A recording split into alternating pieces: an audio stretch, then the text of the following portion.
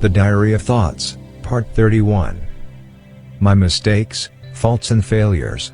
Written by Carlos Pacheco, www.diaryofthoughts.com. This subject is tough to assume for the most of the people as it implies a certain degree of humbleness and honesty, so I'll try in my best way to consider them, but always respecting my individual freedom, my personal and secret space as they are common to everybody. Freedom is not worth having if it does not include the freedom to make mistakes. Mahatma Gandhi. Mistakes are part of life, as without them we wouldn't be able to reach any conclusions, meaning that some mistakes are useful if we learn from them, not only from our own but also with other people. After all, life and society is a school, and we are all learning with each other. While children, we commit mistakes without noticing them and depending on the education and formation obtained from our parents or the people who raise us. Let's say that children's mistakes are pure in an absolute sense and its majority. Depending on each one of us and later on in our lives, we remember about all those involuntary or pure mistakes and analyze them. When I was a child, I made some mistakes concerning my behavior and attitude towards people who deserved more respect. I remember certain moments when I played in an idiotic and silly way with my grandparents that were at a stage of their lives that implied some peace and tranquility. I was always a rebel in a certain way, namely to contradict everything that was imposed to me, without realizing what later on could be useful to me and would help me to consolidate my future, my life. As the world turned around me, I never felt that it was exactly the contrary. When we're children we have that sensation that we're invincible, even eternal, which gives us the necessary strength to go on, but forgetting at the same time about the moments that we are wasting along with bad moments involuntarily created to other people around us. While a child I used to play in an irresponsible way, putting in risk my life, defying my destiny if we can call it that way, as I used to play on the railway tracks, though submitted to all the risks that are implied on that situation. I have a friend that told me one day that angels protects children, and maybe she's right about that because that was exactly the case. As my beloved late wife used to say several times, I was born in a golden cradle, and she was right in a certain way. Mostly if I consider and compare her life as a child with mine. That same golden cradle contributed to spoiling me in a certain degree, without being able to understand or simply ignore other people's situations. As a matter of fact, my parents gave me everything that a child could ever desire, in spite that no relationship between parents and their children is completely perfect. Later on in my life, even today, I experienced also the difficulty that the word relationship implies, as it is so complex and at the same time dependent on our way to relate with family and friends, with all people in general. After all, every one of us, one way or another, commits some faults in our relationship with our progenitors, as each one of us are inexperienced and still have a lot to learn in life. This typical reaction and behavior are connected with our character, our inner will, our personality, as each one of us is different from another, even coming from the same genetic matrix, but finally having to do with our souls, our spirits. In this perspective, I wasn't a perfect son or a perfect father. Maybe some people manage to have that perfection of attitude, but I truly think that it's not possible to achieve an excellent relationship. We can only try to improve it, correct all the mistakes committed along the way of its consolidation. My father was an extraordinary person in his way. Comprehension along with love, tenderness and affection were always directed towards me, and later on in my life as a teenager, even part of my adulthood, we exchanged lots of constructive ideas as I caught part of his intellectuality. As nobody's perfect and each one of us have our personality, my father was a very possessive person, and in his goodwill, he always tried to protect me and do his best for me. He used his words and his personal experience to prepare me the more he could to face life, still never abdicating his tendency to try to determine about my future. Later on and before reaching my adulthood, this situation originated numerous conflicts that lead me to adapt unreasonable attitudes and behaviors that I truly regret, in spite that I never had any lack of respect towards my father. As I'm a Taurus by nature, I reacted in a very objective way, not taking in consideration the feelings that were implied in his behavior, and this genuine reaction of mine caused me lots of conflicts and problems along my life. I still remember and regret the moment when I met my father while taking the train at the Central Railway Station in Lisbon, Portugal. In fact, he was staring at me from a different boarding deck right in front of mine. Just 2 lines of railway tracks were separating us, and I simply ignored him.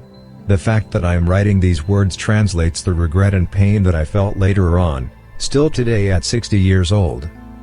I could justify myself telling or trying to persuade myself that my attitude was the result of too much interference on my personal life, but today I think that nothing justifies something like that. After my marriage, while living in my apartment, I concentrated on my marital relationship, forgetting to share some moments of my life with that man, independently from the common conflicts that could occur between us regarding relationship. Exaggeration can lead to radicalism, but at that time, I didn't think about it. When these two words are applied regarding intimate relationships, it can lead to mistakes that we'll regret later on. The notion about relationship came to me in a natural way, along with time, along the road of my life, and became so important to me that it became an intrinsic part of the present document along with spirituality. By the fact of exercising that tendency for exaggeration in everything that I do, I also committed excesses regarding giving too much of myself to what I did and towards other people around me. In fact, as my life was always based on feelings and as these exist inside of me based on values as love and friendship, I always exacerbated the expression of those same feelings. Due to this behavior, I always shared and gave what was not meant to be shared and gifted, as there are people who don't understand it that way, take advantage of that same situation, and later on even become our enemies because they didn't understand it that way. When there is a person that is sharing and giving too much of what he is in a good sense, there's always another person who does exactly the contrary, which establishes the difference between good and bad, positive and negative. I didn't understand that, and it cost me a lot, to me and my family, as my actions were also reflected on them. My notions about friendship and brotherhood were so enormous and pure that I didn't realize that they could never be put into practice. A huge mistake. Some people can call me a dreamer, other naive. But I can assure you that I'll always maintain those values inside of me, not allowing anyone, no matter who, to create a hell in my life and affect my heaven. Let's go back to the main subject. For a considerable period, I concentrated on my personal world, forgetting about fundamental values that keep us together all along the way. I behaved as a machine in professional terms, ignoring the people left behind, all the time and dedication that I could have addressed the ones I loved and loved me in return. We can say that this attitude makes part of life, as we have to build something for us and our families, but today I think that there are limits.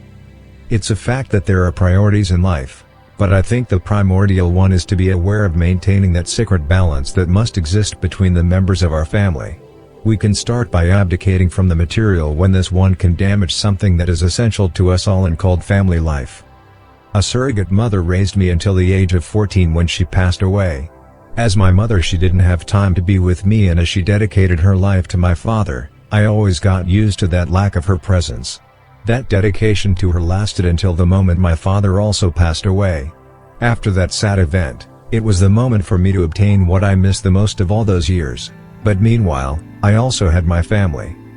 Later on, and without noticing it, I found myself addressing that same attention and dedication to my late and beloved wife, as she was my precious pearl, my other half, the love of my life.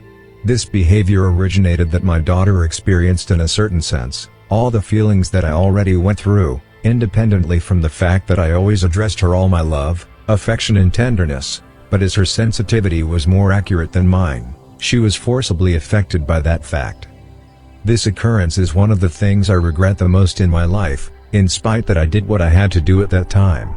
I had to take some decisions that caused a temporary separation from my family, as I was working in foreign countries to attain a material goal that would allow giving some comfort and stability to everybody around me. All a long time, the relationship with my daughter deteriorated so much that we became completely apart, almost as strangers.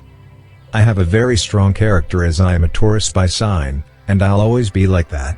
My exterior look doesn't show that, as I learned to use feelings to neutralize it the more I could and can. This reaction happened, not as a result of trying to find a medicine to heal that problem, but because it just came naturally to me while working abroad, completely alone one more time.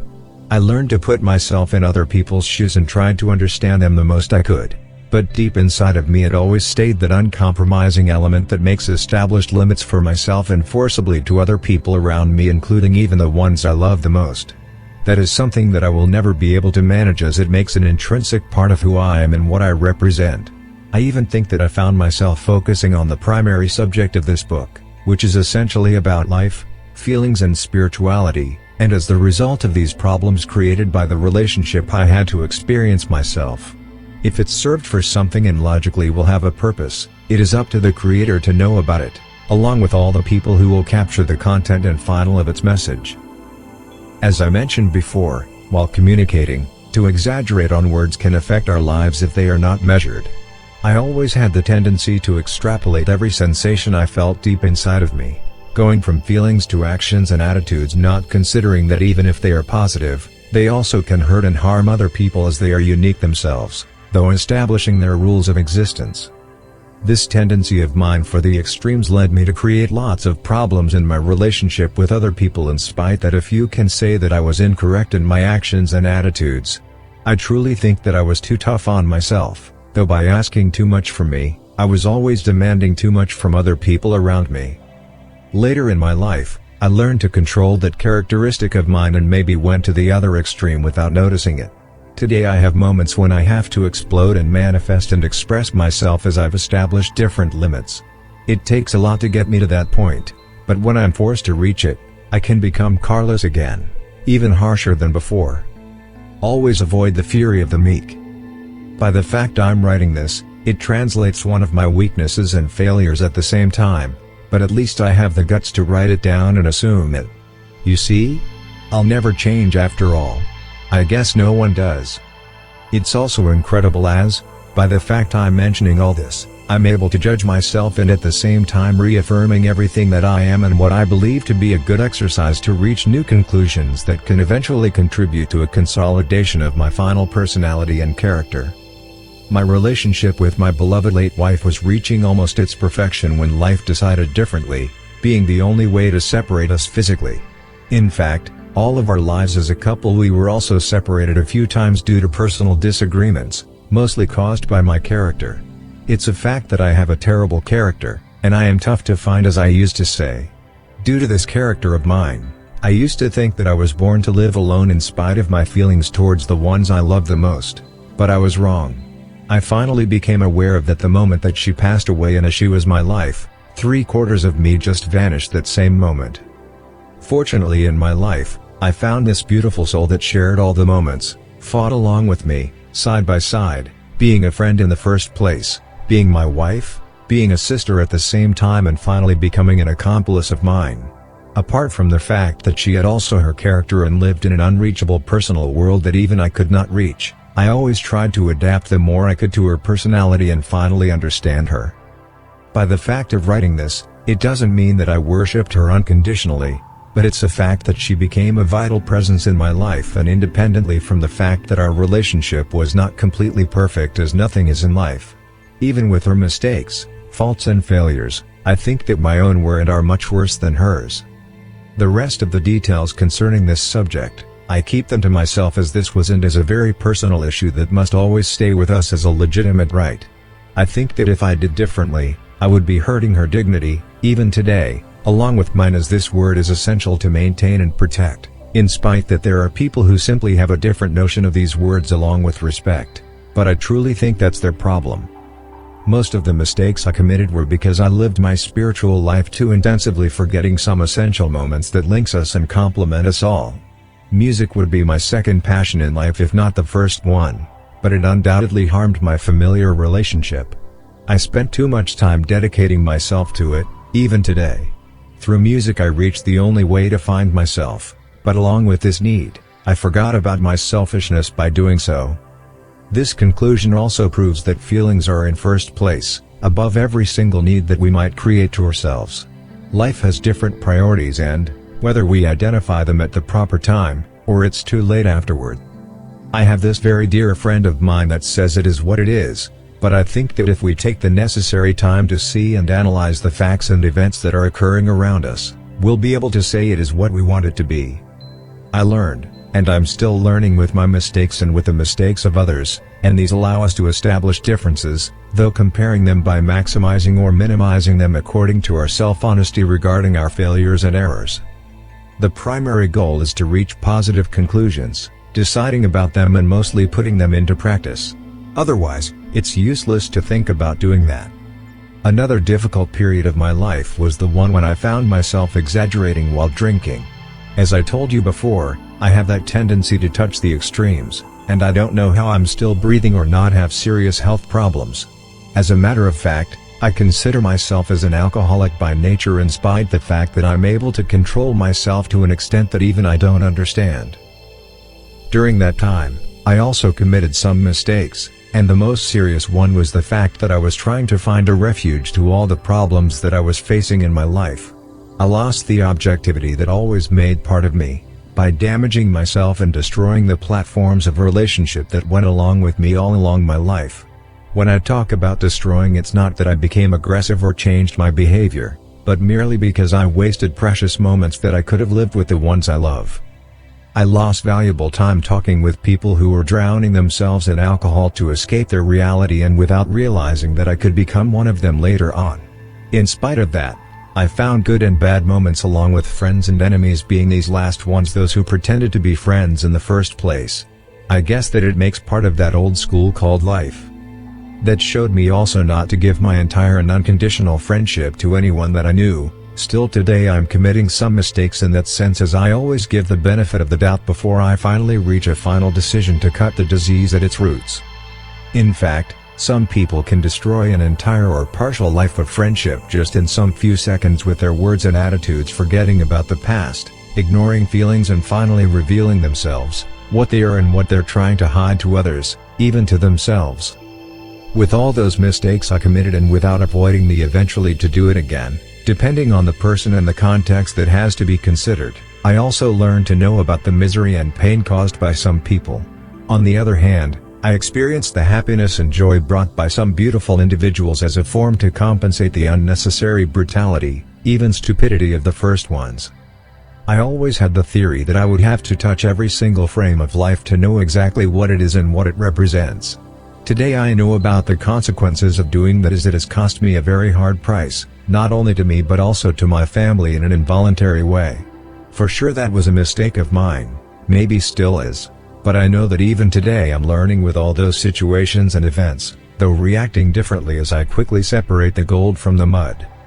I establish rules that cannot be broken, mostly when it concerns dignity and pride along with self-respect. If someone else doesn't respect those limits, it means that friendship is not there, and if it exists, it is under a wrong evaluation of its significance. About dignity and pride, we'll talk later. It's not to flatter myself, but I know that I have an adamant soul that nobody can break, and that kept me alive until now, facing all my adversities and hardest tragic events in my life. Along my road, I constantly assisted to misery and pain caused by poor souls, and sadly watching to the final result of their actions and attitudes, and being themselves the first victims of that behavior. As I mentioned before, some people create their heaven, others their hell, but it's a fact that I refuse to participate on this last one. I created a beautiful world for myself and people around me, even with all my mistakes, faults and failures. Considering this fact, I think that I don't find myself at the bottom of the line regarding relationship. I love beautiful people and beautiful things in life, and due to my feelings, I get too much involved in other people's situations without noticing it. It makes an intrinsic part of my character, and I think that I'll die like that. I guess that is one of my mistakes, but I regret nothing. By writing this book, I'm not only expressing what I feel about life and events, along with feelings and spirituality, but also exposing my eventual misjudgments or misinterpretations about all those things. But I thought I had to do it, being able to assume my thoughts and ideas, assuming my truth. I recently posted on Facebook a quote from my favorite musician and spiritual mentor, Carlos Santana, when he mentions the following: "When you are writing, you have to go for the jugular, you have to write what's true." I really believe in telling the truth. I don't feel any blame, guilt, shame or anger for the things I've lived in my life. In that way, I think I am free.